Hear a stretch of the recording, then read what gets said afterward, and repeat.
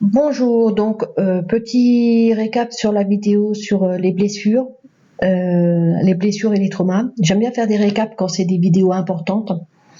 Quand c'est des vidéos importantes, j'aime bien faire aussi plusieurs vidéos quelquefois sur les thèmes. Alors, en fait, les blessures et les traumas de l'enfance. Alors les blessures, hein, on ne choisit pas sa famille. Hein, à la naissance, on arrive déjà avec quand il y a eu des histoires familiales, des drames, traumas, etc. Hein, la charge négative du passé, pouf, on la porte déjà en nous. Hein, c'est du lourd. Et si vous voulez, donc dans l'enfance, dans les blessures, etc., on met ça souvent au placard. On n'a pas envie d'être parasité par cette enfance. Hein, donc voilà, on avance et malheureusement, ça réapparaît. Ça réapparaît et on ne comprend pas, et ça réapparaît sous forme de comportements et de symptômes.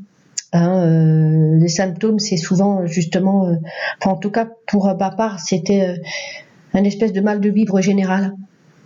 On ne comprend pas en fait.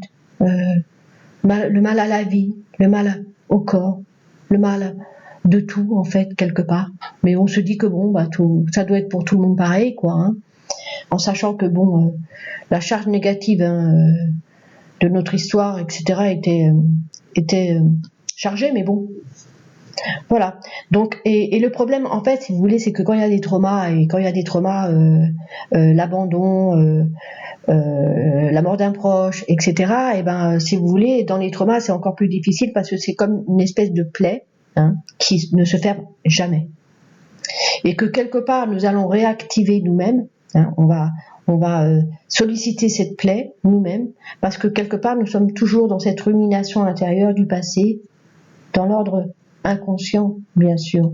Et c'est justement le pourquoi je suis comme ça, j'aurais dû, j'ai pas fait, la culpabilité, hein, les regrets, etc. Donc, ce qui fait qu'en fait, si vous voulez, cette plaie, ça perdure dans le temps. Et on est en marche en mode inconscient. Ça peut durer toute une vie, bien sûr. Hein, parce que cette charge négative, si elle est pas désactivée, c'est toute une vie, tant de vies brisées dans les cimetières, comme je dis souvent. Mais c'est ça. En fait, si vous voulez, dans les traumas, on adopte des comportements, ce qu'on appelle les TOC, hein, c'est les troubles obsessionnels et compulsifs. Hein. On adopte des mécanismes et des comportements de défense. C'est survie, un peu. On survit, hein, en mode inconscient, quoi. Vous voyez, fait ce qu'on peut, quoi. Et ce que je dis, c'est les canards boiteux de la vie, quoi. C'est ça. Et si vous voulez, le problème aussi, c'est que c'est l'enfant dans l'adulte, vous voyez. Et c'est pour ça que souvent on entend les gens dire oh mais bon, dans ma famille, tu sais, hein, c'est de père en fils, c'est comme ça. Pire, c'est de la faute du voisin. Hein. Voilà, quoi. C'est tellement facile. Et si vous voulez, on ne se remet pas en cause, bien sûr, et on transmet à nos enfants. Ça ne permet pas, si vous voulez, de désactiver cette chaîne, cette charge du passé, quoi. Et ça continue et ça se répète et encore dans les histoires de famille, vous voyez. Et pour donner un exemple, mais moi, ma mère que j'ai peu connue, mais qui m'avait dit plusieurs fois même, hein, toi tu peux, parce qu'elle n'avait pas pu. Parce qu'il faut comprendre aussi qu'on ne peut pas en vouloir à nos parents, etc. C'était une autre époque.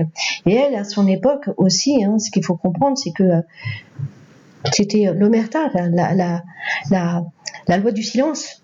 C'était les secrets de famille, les non-dits, on ne dit rien, quoi. Vous voyez ? Et pourtant, j'ai creusé quand même dans mon histoire familiale, parce qu'il faut bien aller chercher des réponses, quoi. Faut remettre un peu les pièces du puzzle manquantes un peu pour comprendre un petit peu, voyez.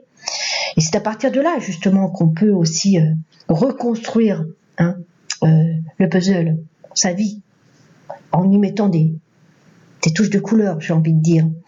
Et oui, c'est possible, parce que bien sûr que c'est possible de le faire. Et si vous voulez, nous sommes quand même dans l'air du cerveau, hein, et ses multiples possibilités. C'est à la fois le cerveau humain est à la fois si complexe, mais en même temps c'est si simple quelque part. Je dis ça parce que j'entends souvent des analyses, alors ça part dans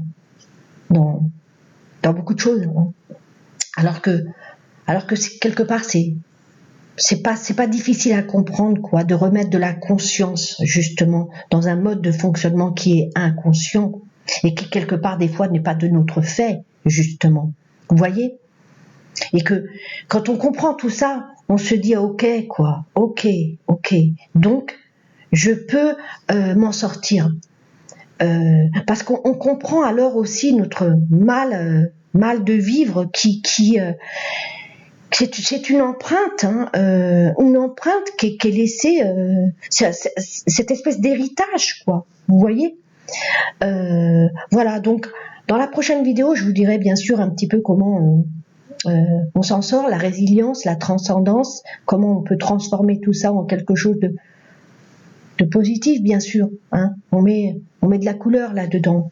Parce que pour moi, ouais, c'est quand même à nous de, justement, pour ne pas transmettre à nos enfants, c'est quand même à nous, justement, de briser un peu cette charge, toute cette charge négative du passé.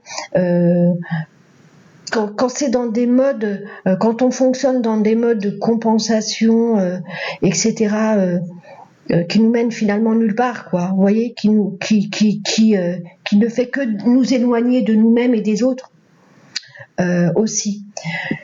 Je vous dis donc à bientôt pour la prochaine vidéo. À bientôt.